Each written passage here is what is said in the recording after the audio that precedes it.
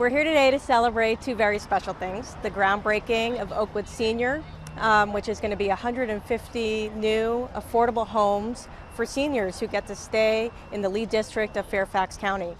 Even more special is that this is on public land. This is land that was owned by Fairfax County that was transferred to the Redevelopment and Housing Authority in conjunction with a public-private partnership, which we think is an incredible tool that really Fairfax County is best in class at being able to leverage public land for the development of affordable housing, and we're thrilled here to mark the beginning of this project.